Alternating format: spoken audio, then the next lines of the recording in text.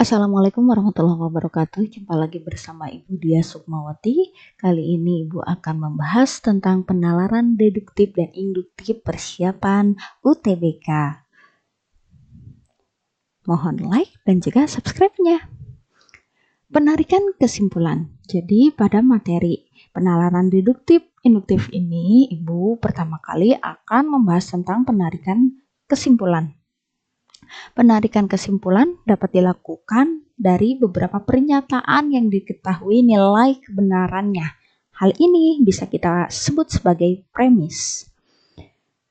Kemudian menggunakan prinsip-prinsip logika diperolehlah pernyataan baru. Dan hal ini kita bisa sebut sebagai kesimpulan atau konklusi. Cara-cara menarik kesimpulan. Cara yang pertama kita sebut modus ponens. Modus ponens ini ditandai dengan adanya dua premis. Misalnya premis 1, jika Rini mengikuti lomba lari maka Rini rajin berlatih. Premis 2-nya Rini mengikuti lomba lari.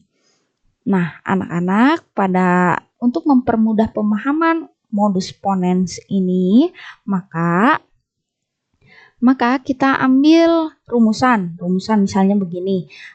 Premis 1 ini terdiri jika Rini mengikuti lomba lari, ini kita simbolkan dengan P, maka Rini rajin berlatih. Rini rajin berlatih ini kita simbolkan dengan Q. Premis 2-nya Rini mengikuti lomba lari, ini juga sama redaksinya seperti yang di atas, maka ini kita beri simbol Q. P. Adapun penarikan kesimpulan atau konklusinya untuk modus ponen ini adalah Q. Nah, adalah Q yang ini. Maka konklusinya adalah Rini akan rajin berlatih. Begitu ya? Bisa dipahami? Oke, coba dulu latihan. Premis 1-nya, jika Agus rajin berlatih, maka Agus naik kelas. Premis 2-nya, jika Agus rajin belajar. Oke, silakan ditebak terlebih dahulu. Jangan lupa berikan komentar di kolom komentar untuk jawaban ini. Oke, betul. Jawabannya adalah konklusinya Agus naik kelas. Kemudian yang kedua, modus tollens. Jadi cara-cara menarik kesimpulan yang kedua adalah modus tollens. Ditandai dengan adanya dua premis, namun kedua premis adalah bentuk negasinya. Premis 1, contohnya nih, jika semua harta benda Andi terbawa banjir, maka ia menderita. Premis 2-nya, Andi tidak menderita. Nah, kita ambil nih rumusannya. Yang pertama, jika semua harta benda Andi terbawa banjir, kita beri simbol P, maka ia menderita, kita beri simbol Q. Kemudian, premis keduanya, Andi tidak menderita, ini tidak sama dengan P, redaksinya hampir mirip, cuma di sini ada kata menolak atau tolakan atau kebalikan, maka di sini dikatakan Andi tidak menderita. Nah, sedangkan konklusinya adalah tidak sama dengan Q. Tadi di Q, maka ia menderita, maka tidak sama dengan menderita, artinya dia tidak menderita. Nah, berarti konklusinya atau kesimpulannya ada harta benda Andi yang tidak terbawa banjir. Oke, bagaimana? Coba latihan ya.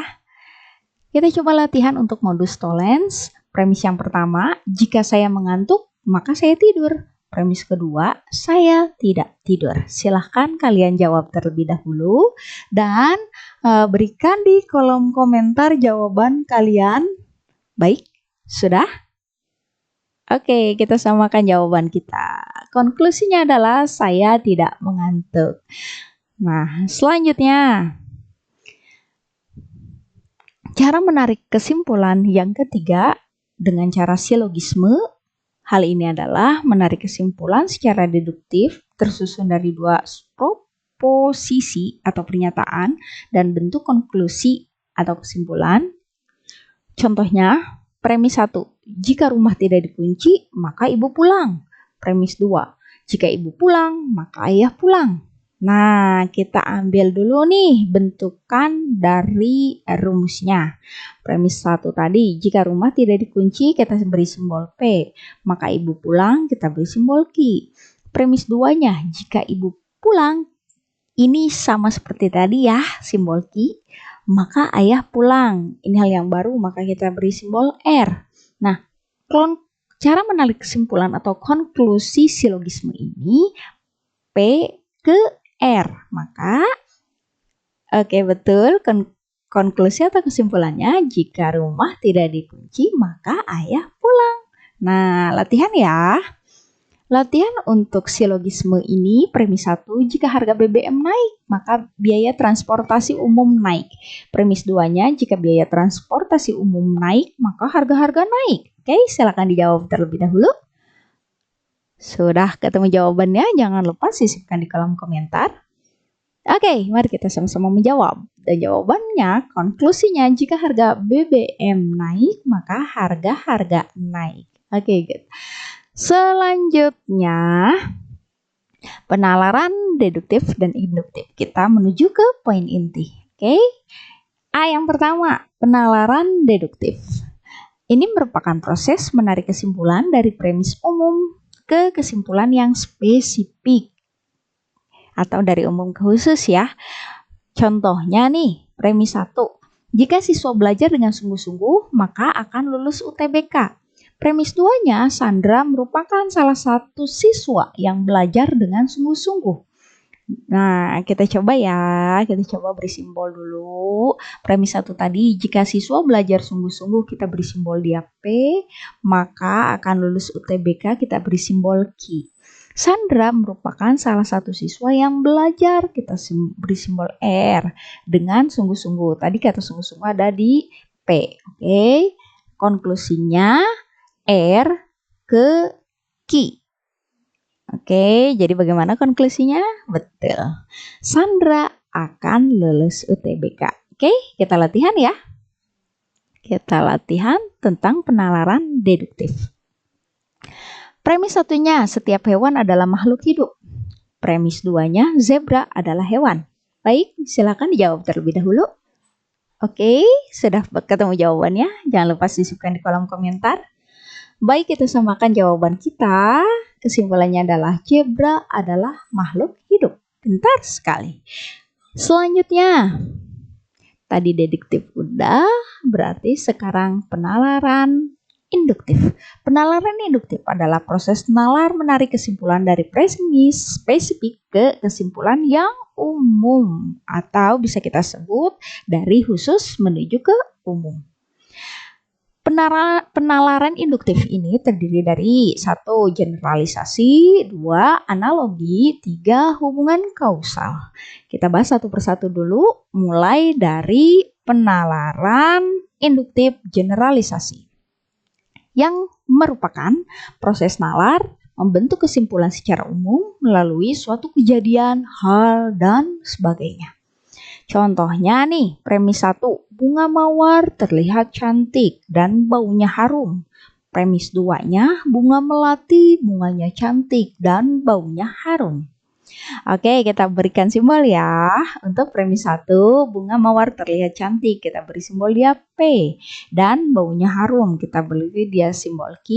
Premis 2, bunga melati, bunganya cantik, kita beri simbol R. Kemudian dan baunya harum ini sama dengan redaksi di atasnya, maka kita beri simbol P. Generalisasinya atau konklusinya PR to the Q.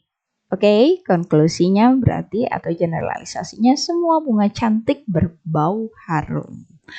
Baik, latihan ya. Oke, premis yang pertama, besi termasuk logam akan memuai jika dipanaskan. Premis kedua, tembaga termasuk logam akan memuai jika dipanaskan. Silakan kalian cari terlebih dahulu konklusinya. Jika sudah, jangan lupa sisipkan di kolom komentar. Oke, sudah?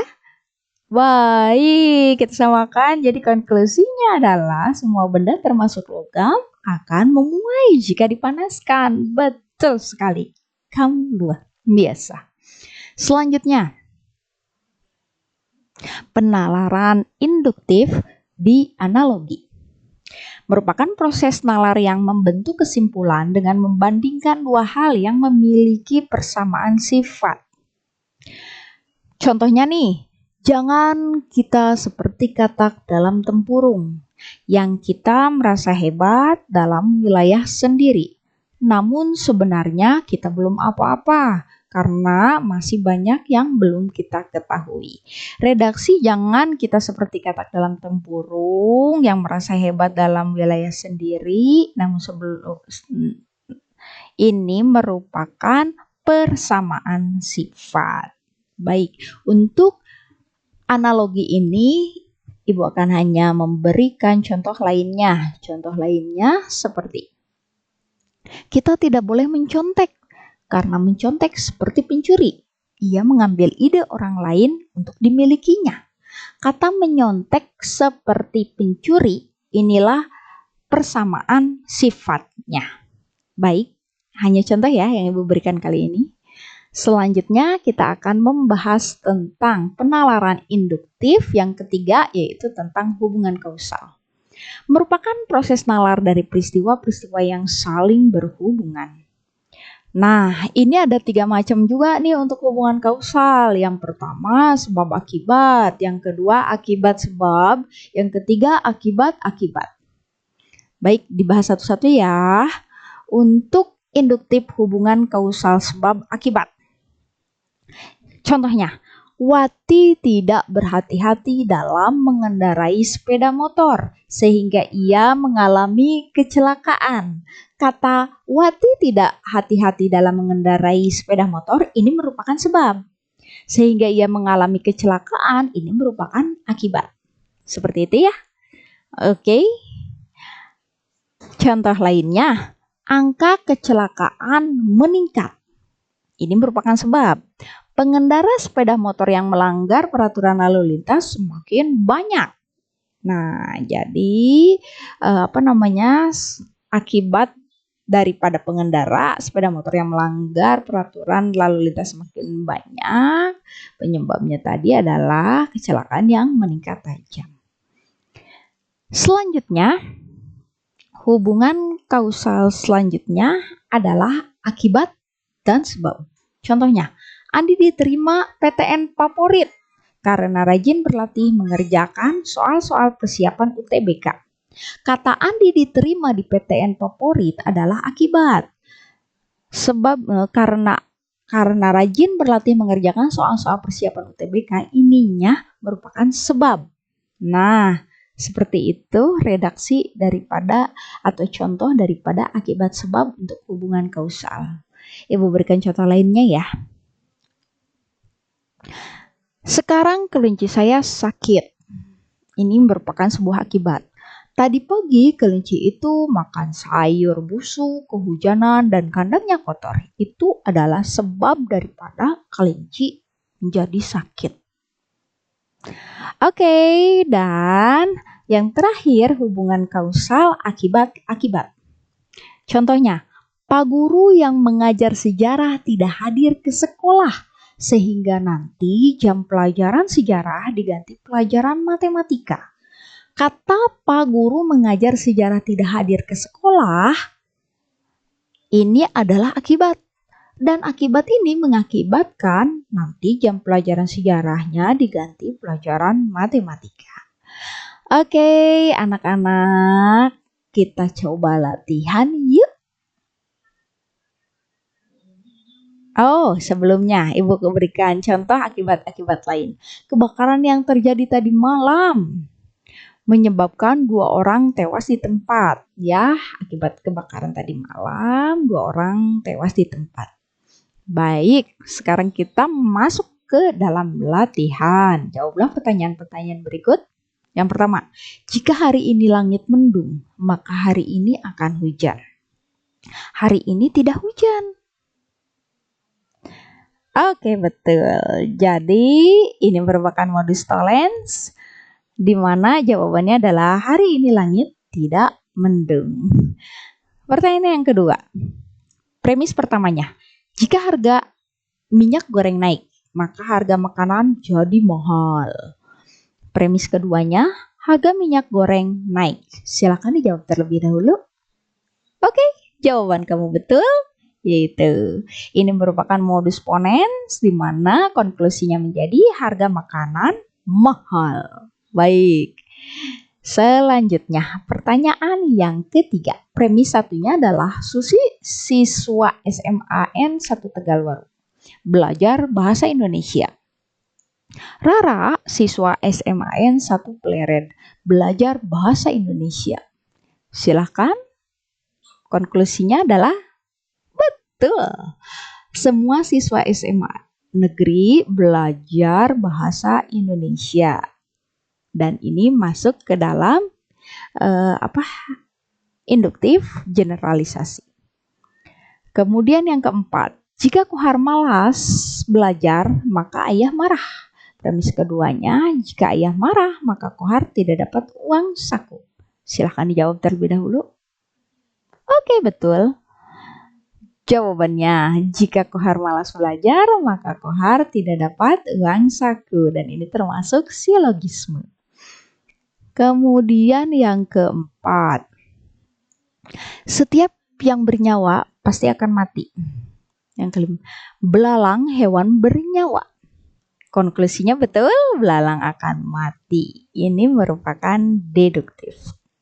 Kemudian selanjutnya, yang keenam, kaktus mengubah bentuk daunnya menjadi duri. Bentuk duri dapat mengurangi penguapan di daerah gurun atau panas. Ini termasuk ke dalam apa? Oke, betul. Ini termasuk ke dalam induktif untuk hubungan kausal sebab akibat. Sebab kaktus mengubah bentuk daunnya menjadi duri. Akibatnya, duri dapat mengurangi penguapan di daerah gurun atau panas. Betul. Pertanyaan selanjutnya. Lahan pertanian hancur setelah semalaman hujan turun sangat deras. Oke, betul. Ini merupakan induktif hubungan kausal akibat sebab. Selanjutnya, pelajaran tambahan diberikan kepada kelas 12 sehingga kelas 12 terlambat pulang. Oke, betul. Masuk ke dalam induktif hubungan kausal akibat-akibat. Keren kalian. Selanjutnya, pertanyaan selanjutnya, tak ada gading yang tak retak. Setiap pertemuan ada perpisahan. Iya, betul. Dan ini merupakan induktif analogi. Baik, sekian dulu penjelasan dari saya. Ibu tutup. Assalamualaikum warahmatullahi wabarakatuh.